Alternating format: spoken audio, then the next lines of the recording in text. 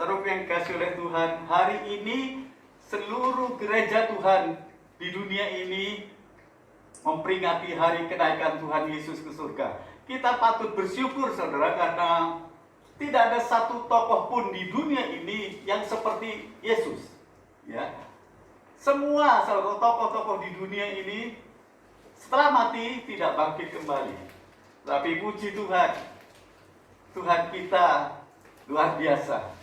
Dia setelah mati bangkit kembali, bahkan hari ini diperingati oleh semua anak-anak Tuhan, yaitu kenaikannya ke surga.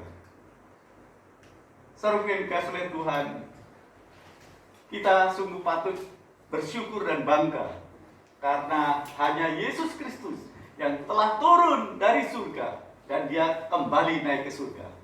Yohanes 3 ayat 13 berkata, tidak ada seorang pun yang telah naik ke surga selain daripada dia yang telah turun dari surga, yaitu anak manusia. Amin, saudara. Dikatakan oleh Alkitab, tidak ada yang lain selain daripada Yesus Kristus, ya, yang telah turun dari surga, dia naik kembali. Oh, luar biasa, saudara.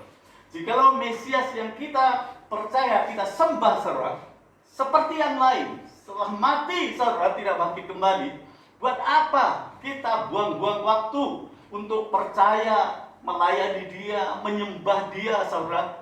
Tidak ada gunanya, saudara. Tapi puji Tuhan, Tuhan Yesus tidak seperti itu.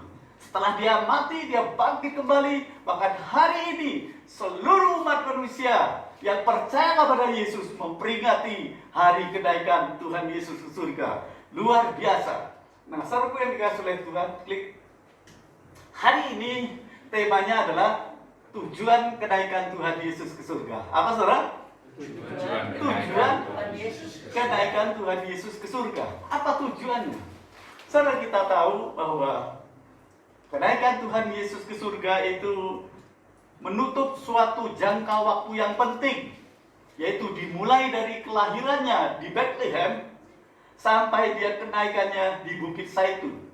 Itu merupakan satu momen yang luar biasa. Antara Natal dan kenaikan itu terletak kisah Yesus Kristus yang fenomenal, saudara. Rentetan kelahirannya, kematiannya, kebangkitannya, dan kenaikannya ke surga itu membuktikan bahwa dia sesungguhnya, saudara, Jesus Christ is the Son of the living God. He is the Messiah, the Son of the living God. Dia membuktikan, dia menunjukkan, saudara, bahwa dia sungguh-sungguh adalah anak Allah yang hidup. Dialah Mesias yang harus kita puji dan kita sembah. Karena kita tahu hanya Yesus Kristus yang luar biasa, dahsyat, hebat. Yang percaya, kita tepuk tangan yang meriah buat Tuhan. Haleluya. Saudaraku yang dikasihi oleh Tuhan, hari ini kita akan belajar. Memang kita semua tahu tujuan Yesus ke surga, naik ke surga itu apa. Tetapi kembali pada hari kita memperingati hari kenaikan Tuhan Yesus ke surga itu, kita mereview kembali, kita mengulang lagi, saudara. Tolong next, kok tidak bisa? Ya, yang pertama, saudara, ia pergi untuk datang kembali. Amin, saudara. Ia pergi untuk datang kembali.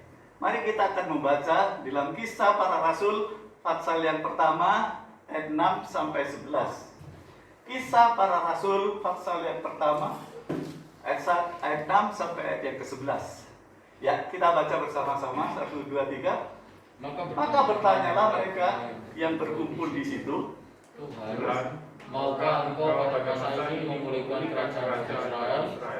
Jawabnya, engkau tidak perlu mengetahui masa dan waktu yang ditetapkan Bapa sendiri menurut kuasanya. Terus ayat 8. Tetapi kamu akan menerima kuasa kalau Roh Kudus turun ke atas kamu, dan kamu akan menjadi saksiku, mulai dari Yerusalem dan di seluruh Yudea dan Samaria sampai ke ujung bumi.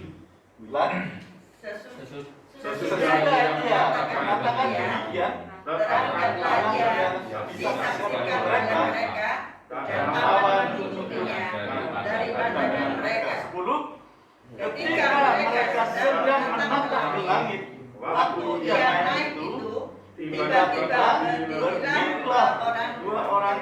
berpakaian putih dekat mereka. Dan berkata kepada mereka, "Hai orang-orang Galilea, mengapa kamu berdiri dan ke langit? Yesus ini yang terangkat ke surga meninggalkan kamu apa? Akan datang kembali dengan cara yang sama seperti kamu melihat dia naik ke surga." Puji Tuhan. Yang pertama, saudara, ia pergi untuk datang kembali. Seperti seorang kaya yang pergi ke luar negeri, dia memberi pesan-pesan kepada bawahannya apa yang harus dilakukan sementara dia pergi sampai kedatangannya kembali. Itu gambaran kita ini diberi kesempatan oleh Tuhan untuk sementara Yesus naik ke surga, supaya kita bekerja, melayani Dia dengan segenap hati, bahkan mempersiapkan segala bangsa untuk kedatangannya yang kedua kali. Nah, peristiwa ini, saudara, tidak boleh kita lupakan bahwa Yesus, Dia yang pergi ke surga itu, Dia akan datang kembali, saudara. Ya, Dia yang naik ke surga itu, Dia akan datang kembali. Itu sebabnya Tuhan memberikan kesempatan kepada kita untuk kita mempersiapkan cara bangsa-bangsa. Tuhan Yesus sebelum naik ke surga, Dia berkata, "Pergilah, jadikan semua bangsa muridku."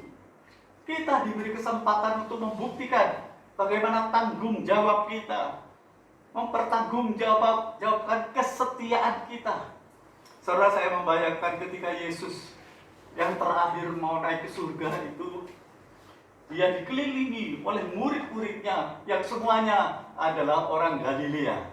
Nah, sementara Dia memberi pesan-pesan, pelan-pelan Dia naik, saudara, terus naik sampai awan menutup Dia dan tidak kelihatan lagi, saudara.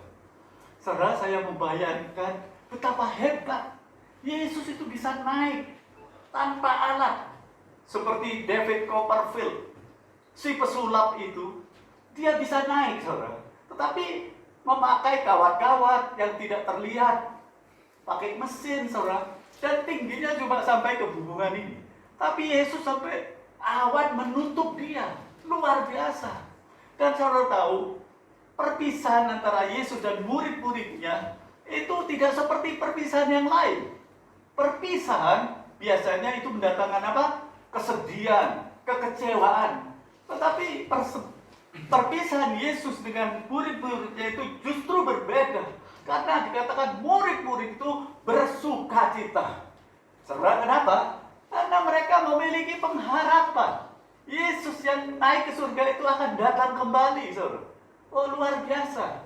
Saya percaya kenaikan Yesus ke surga itu bukan berarti menutup pelayanan Kristus di muka bumi ini.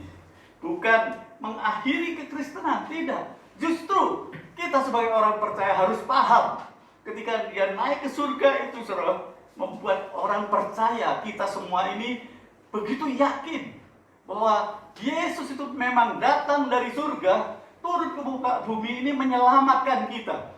Setelah itu Dia kembali ke surga. Saudaraku yang dikasihi oleh Tuhan, seperti itulah apa yang terjadi ketika Yesus naik ke surga. Saudara, tolong ya, kita akan membaca dalam Matius 24 ayat 45 sampai 51 ya. Matius pasal yang ke-24 ayat 45 sampai ayat yang ke-51. Mari kita baca bersama-sama. 1, 2, 3. Siapakah hamba yang setia dan bijaksana yang diangkat oleh Tuhannya atas orang-orangnya untuk memberikan mereka makanan pada waktunya? 46. Berbahagialah hamba yang didapati Tuhannya melakukan tugasnya itu ketika Tuhannya itu datang. 47. Aku berkata kepadamu, sesungguhnya Tuhan akan mengangkat dia menjadi pengawas segala hidupnya. 48. Akan tetapi apabila hamba berjahat dan berkata di dalam hatinya, Tuhanku tidak datang, lalu ia mulai memukul hamba-hamba lain dan bersama-sama pemabuk-pemabuk, maka Tuhan hamba itu akan datang pada hari yang tidak disangkakannya dan pada saat yang tidak diketahuinya. 51, dan akan membunuh dia dan membuat dia senasib dengan orang-orang munafik. Di sana akan terdapat ratapan dan keretakan gigi. Saudara, ini merupakan satu perumpamaan. Perumpamaan itu di sini ada dua macam hamba. Hamba yang pertama itu saudara, setelah tuannya pergi, kemudian dia tidak bertanggung jawab. Dia melalaikan tugasnya. Justru dia saling bertengkar, saling memukuli saudara, dan hanya mementingkan diri sendiri. Tapi hamba yang kedua, dia memusatkan pikirannya hanya kepada tuannya yang akan datang lagi. Itu sebabnya dia lakukan pekerjaan itu dengan teliti, dengan penuh pertanggungan jawab, saudara. Nah, di sini saudara kita melihat kesalahan hamba yang pertama itu bukan hanya melupakan bahwa tuannya akan datang kembali, tetapi mereka itu hanya mementingkan diri sendiri, tidak ingat bahwa tuannya akan datang. Itu sebabnya dia itu saudara tidak melakukan apa-apa, melalaikan tugasnya. Justru saling bertengkar, saling memukuli. Nah, yang kedua ini, hamba itu bukan karena baik, tidak. Tapi dia fokus kepada kedatangan Tuhannya yang kedua kali. Itu sebabnya dia bertanggung jawab. Apa yang harus dia kerjakan. Saudaraku yang dikasih oleh Tuhan, ini merupakan satu gambaran. Ya, ada dua macam hamba. Yang satu melalaikan tugas karena lupa bahwa Tuhannya akan datang kembali. Tapi yang kedua, hamba-hamba ini fokus kepada kedatangan Tuhannya yang kedua kali, sehingga mereka bekerja dengan sungguh-sungguh, saudara, karena dia ingat Tuhannya akan datang kembali. Saya ingat ada seorang kaya, ya, dia mau pergi ke luar negeri. Lalu dia berpesan kepada pegawainya, seorang pemborong yang bekerja kepada dia sudah lama sekali, bertahun-tahun. Ketika dia berangkat, dia berpesan kepada pemborong ini, "Pak, tolong buatkan saya rumah, ya, karena saya mau pensiun. Buatkan sebaik-baiknya. Sementara saya pergi ke luar negeri. Kamu harus kerjakan itu." "Siap, bos," katanya. Kemudian setelah bosnya itu pergi, saudara, ternyata si pemborong ini hatinya kurang baik. Dia berkata, "Mumpung tidak ada yang mengawasi, aku akan kerjakan sembarangan." Dia membeli bahan-bahan yang paling murah, saudara. Kemudian dia kerjakan dengan sembarangan, sehingga hasilnya itu kelihatan kasar sekali, saudara. Kelihatan sekali tidak bagus, saudara. Nah, ketika bosnya datang, dia berkata, "Sudah, Tuan, sudah saya selesaikan. Saya sudah membuat rumah untuk Tuan." Lalu bosnya berkata, "Oh ya, terima kasih." Ketika kunci itu diberikan kepada bosnya berkata, "Aku ini berterima kasih. Kamu sudah bertahun-tahun bekerja untukku, maka kunci ini aku kembalikan kepadamu. Rumah ini yang kamu buat tuh saya hadiahkan buat kamu." Coba saudara bayangkan betapa kecewanya dia. Kenapa kalau aku tahu rumah ini untuk aku akan mengerjakannya dengan sebaik mungkin, dengan halus. Saya akan membelikan bahan-bahan yang terbaik, yang termahal, karena untukku. Tapi dia kecewa. Dia sudah mengerjakannya dengan sembarangan. Materialnya itu semua yang murah, buatannya kasar, saudara. Dia kecewa sekali. Saudara yang kasih oleh Tuhan, ini adalah gambaran. Mari kita, sementara Tuhan kita naik ke surga, kita harus bertanggung jawab. Kita tidak boleh menjadi anak Tuhan yang sembrono. Pikirkan, Yesus yang pergi ke surga itu akan datang kembali. Saudaraku yang dikasih oleh Tuhan, kalau kita tahu apa yang harus kita kerjakan, Firman Tuhan berkata dalam Kolose 3 ayat 23, apapun yang kamu kerjakan, buatlah itu dengan segenap hatimu, seperti untuk Tuhan, bukan untuk manusia. Selama kita menunggu kedatangan Yesus yang kedua kali, mari kita bertanggung jawab, melakukan pekerjaan Tuhan dengan segenap hati, bukan sembrono seperti pemborong itu yang akhirnya kecewa. Saudara, ingat, Yesus yang pergi itu pasti akan datang kembali. Amin, saudara. Itu sebabnya saudara yang dikasihi oleh Tuhan, mari kita melayani Tuhan dengan segenap hati. Karena kita ingat Yesus ini yang pergi itu akan datang kembali. Itu yang pertama. Kita lihat tujuan Yesus yang kedua adalah Ia pergi untuk menyediakan tempat bagi kita. Semua anak-anak Tuhan tahu ayatnya ini sangat terkenal, ya. Dalam Yohanes pasal yang ke-14 ayat 1 berkata, janganlah gelisah hatimu, percayalah kepada Allah dan percayalah kepadaku juga. Ayat yang kedua, kalau dikatakan, di rumah Bapakku banyak tempat tinggal. Jika tidak demikian, tentu aku mengatakannya kepadamu. Kemudian dikatakan, setelah menyediakan tempat bagimu, aku akan datang kembali dan membawa kamu ke tempatku, supaya di tempat di mana aku berada, kamu pun berada.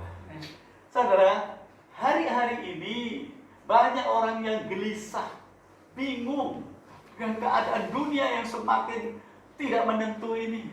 Adanya COVID-19 yang belum berakhir, resesi ekonomi, saudara. Banyak orang yang gelisah, resah, takut, khawatir, gentar akan masa depan.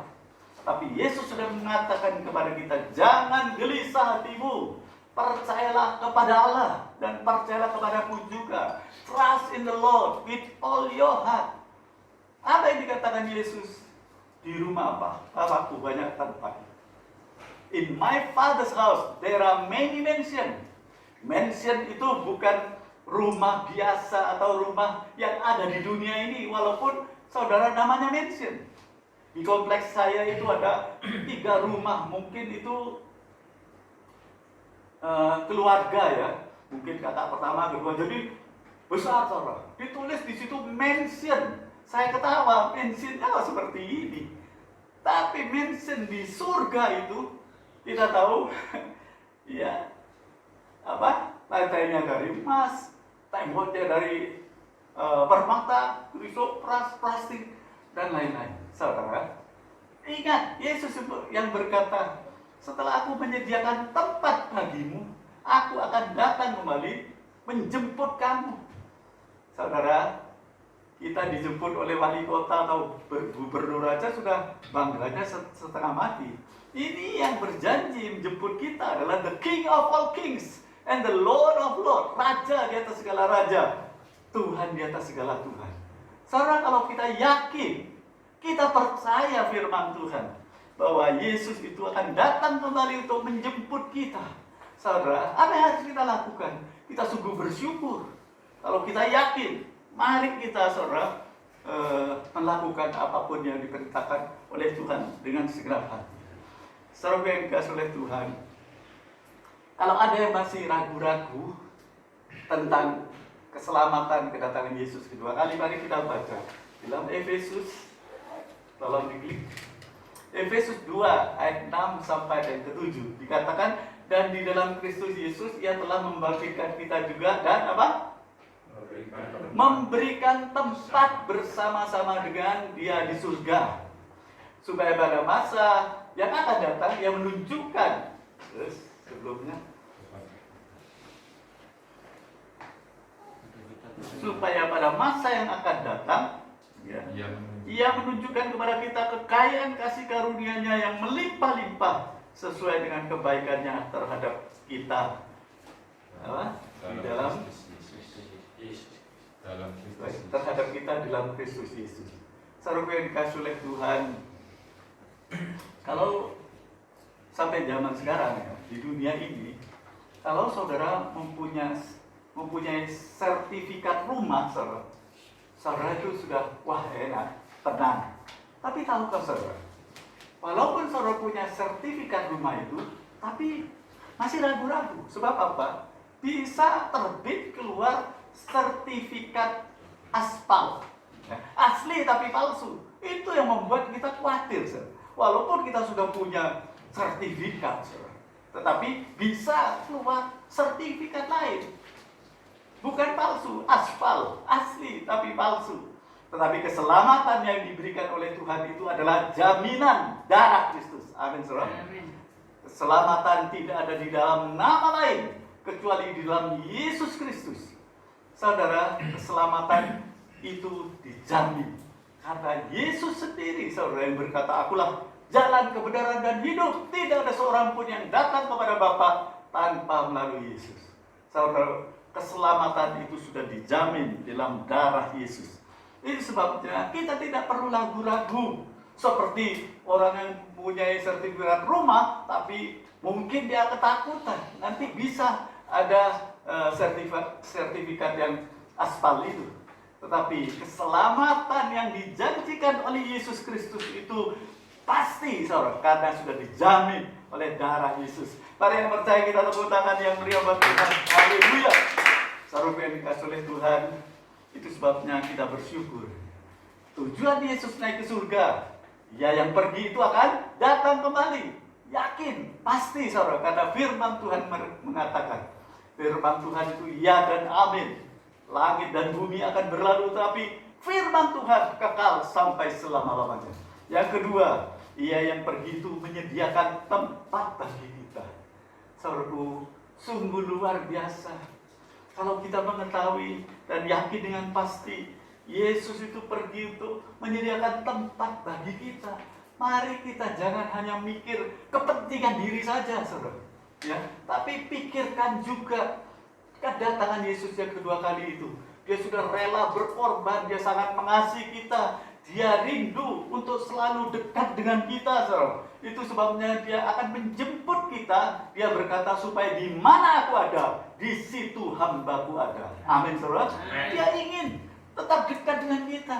Kalau kita cuma mementingkan kepentingan kita sendiri, saudara, melupakan ada ibadah, kemudian saudara, tidak sungguh-sungguh. Saudara, saya ingin sampaikan, sayang sekali karena Yesus sendiri yang berkata, "Aku pergi untuk menyediakan tempat bagi kita." Dia sangat mengasihi kita. Itu sebabnya, saudara yang dikasihi oleh Tuhan, mari pada peringatan kenaikan Tuhan Yesus ke surga tahun ini, kita lebih diyakinkan. Walaupun banyak orang tahu, saya sudah tahu Yesus pergi untuk kembali, saya tahu Yesus itu pergi menyediakan tempat bagi kita. Sudah tahu semua, saudara. Tapi apakah kita bisa melakukan firman Tuhan? Kita tahu, tetapi kita tidak sungguh-sungguh. Kali ini kembali firman Tuhan mengingatkan kepada kita, supaya kita lebih mantap lagi. Ikut Yesus itu bukan sembrono, tetapi dengan segenap hati. Supaya kita boleh melihat, saudara, kasih Yesus. Bagaimana dia rindu supaya kita dekat dengan dia. Supaya di mana Yesus ada, anak-anak, hamba-hamba Tuhan berada bersama dengan dia. Oh, alangkah indahnya, saudara. Itu juga sebabnya jangan sampai, saudara, kita kehilangan momen yang luar biasa. Pada peringatan hari kenaikan Yesus ke surga ini, kita semakin dimantapkan, diingatkan kembali. Kita tidak boleh sembrono, apalagi seperti hamba-hamba yang jahat itu, tidak peduli Tuhannya akan datang kembali, kemudian bertengkar, mabuk-mabukan, tidak bertanggung jawab. Saudara yang dikasihi oleh Tuhan, Tuhan mengingatkan karena Tuhan mengasihi kita. Ya, yang ketiga, yang terakhir, Ia pergi untuk memberikan Roh Kudus kepada kita. Amin. Roh Kudus itu tidak hanya menyertai kita sementara Yesus naik ke surga, tapi Roh Kudus itu memberikan kepada kita apa? Di dalam Yohanes 14 ayat 26, Dia yang mengajarkan dan mengingatkan firman.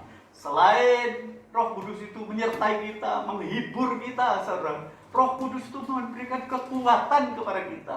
Selama kita hidup di dunia yang penuh dengan pergolakan, penuh dengan kejahatan ini, pada hari-hari yang terakhir akan ada masa-masa yang sukar. Kehidupan akan semakin keras, tantangan semakin banyak, saudara. Berapa banyak orang yang tidak bisa tahan menghadapi tantangan yang begitu luar biasa.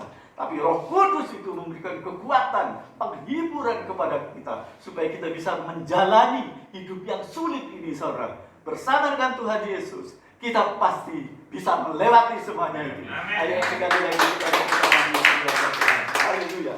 Ya, kita baca Yohanes 16 ayat 17. Yohanes 16 ayat 7. Yohanes 16 ayat yang ke-7 dikatakan, namun benar yang kukatakan ini kepadamu adalah lebih berguna bagi kamu jika aku pergi. Sebab, apa, saudara? Jikalau aku tidak pergi, penghibur itu tidak akan datang kepadamu. Tetapi jikalau aku pergi, aku akan mengutus dia kepadamu. Saudara, Roh Kudus itu dicurahkan, saudara, untuk menghibur, menolong kita. Saudaraku yang dikasih oleh Tuhan, betapa kita harus bersyukur. Karena Roh Kudus itu yang memampukan kita bahkan menjadi orang yang lebih dari pemenang. Amin. Bukan karena kita hebat, saudara. Bukan karena kita kuat. Tapi Roh Kudus yang ada di dalam kita ini yang memampukan kita, saudara, untuk terus berjuang, mempertahankan iman kita ketika kegaduhan dunia yang begitu banyak, ketika pergolakan yang begitu luar biasa di muka bumi ini. Kita orang yang percaya kepada Yesus yang memiliki Roh Kudus bisa bertahan menghadapi semuanya itu. Saudara yang dikasih oleh Tuhan, dalam Yohanes 14 ayat yang ke-6, Yohanes 14 ayat 16 dikatakan, Yesus berkata, aku akan minta kepada Bapa dan Dia akan memberikan kepadamu seorang penolong yang lain, Parakletos. Ya, Parakletos, penolong yang lain. Supaya apa? Ia menyertai kamu selama-lamanya, yaitu Roh kebenaran. Saudara, saya katakan hidup di dunia ini tidak mudah, saudara. Ya. Berapa banyak orang yang putus asa, ya, banyak orang yang lemah karena begitu banyaknya tantangan kesulitan. Tetapi Roh Kudus diberikan kepada kita untuk menyertai kita, untuk kita bisa melakukan hal-hal yang lain. Tanpa penolong yang lain, saudara, kita akan jalan terseok-seok. Tetapi bersama dengan Yesus yang memberikan kekuatan melalui Roh Kudusnya, kita akan terus bersyukur, terus melayani Dia dengan segenap hati. Dalam Lukas 24 ayat 49 dikatakan, Lukas 24 ayat 49, dan aku akan mengirim kepadamu apa yang dijanjikan Bapakku. Kalau Yesus berjanji, saudara, Dia pasti menepati, ya. Tetapi kamu harus tinggal di dalam kota ini sampai kamu diperlengkapi dengan kekuasaan dari tempat tinggi. Yesus berkata, aku akan mengirim kepadamu apa yang dijanjikan Bapakku. Oh, luar biasa. Saudaraku yang dikasih oleh Tuhan, Dia akan memberikan kepada kita. Yang sudah berjanji pasti menggenapi. Asal ada syaratnya, yaitu kamu harus tetap tinggal di dalam kota ini. Artinya kita tetap konsisten, saudara, di dalam pelayanan, di dalam beribadah. Kamu akan diperlengkapi dengan kekuasaan dari tempat tinggi. Gunanya apa sih? Supaya kita menjadi saksi. Ya, ketika Yesus pergi, Dia memberikan Roh Kudus kepada kita, supaya kita boleh menjadi saksi Tuhan. Kisah 1 ayat 8 tadi berkata, saudara, tapi kamu akan menerima kuasa kalau Roh Kudus itu turun ke atasmu. Dan kamu akan menjadi saksiku, mulai dari Yerusalem sampai Yudea, sampai Samaria, bahkan sampai ke ujung bumi. Kehendak Tuhan itu selain menyertai kita, supaya kita tetap kuat bertahan, saudara.